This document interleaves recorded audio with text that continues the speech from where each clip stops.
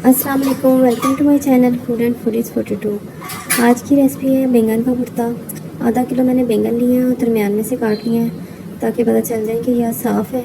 एक पैन ले लें जिसे आप कवर कर सकते हैं और इसके अंदर इनको काट के रखते हैं 5 मिनट के लिए। इसकी साइड चेंज करेंगे, फिर हम इसको खोल के इसी तरह से 15 से 20 मिनट इसको पकाना है और 5-5 मिनट बाद हम इसकी साइड चेंज करेंगे ताकि दोनों तरफ से अच्छी तरह से पक जाए। ये देखें, आप कोशिश करें कि बड़े बैंगन लें जिनमें बीज कम हो। इनमें थोड़े से बीज ज़्यादा है तो काट के देख लें कि बीज कम हो।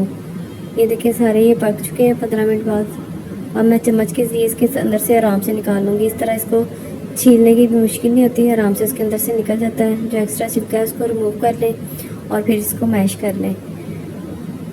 इसको एक दफ़ा मैंने वॉश कर लिया है। वॉश करने के बाद अब मैंने इसको मैश करना शुरू कर दिया है। वॉश करके आपने इसको 5 मिनट टोकरी में रखना है ताकि एक्स्ट्रा पानी निकल जाए। फिर इसको वो अच्छी तरह से मैश कर लेना है। ये बिल्कुल सिंपल सी रेसिपी है। अगर आप इसको डाइट के लिए यूज़ करना चाहें तो ये बेहतरीन है।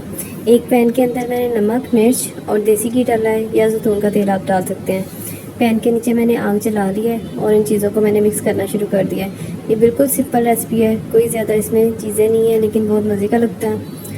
ये देखिए नमक मिर्च मैंने इसमें मिक्स करके इसको सारा मिक्स कर दिया। इसको हमने अब कुक नहीं करना, इस सिर्फ मिक्सिंग करनी है। अब इसमें मैंने हरा धनिया और थोड़ी सी हरी मिर्च को कटी हुई डाल दी है। आप अपनी मर्ज़ी से शामिल कर लें। ये देखें मज़ेदार भुर्ता तैयार है। अगर आपको मेरी रेसिपी पसंद आई है तो प्लीज़ मेरे चैनल को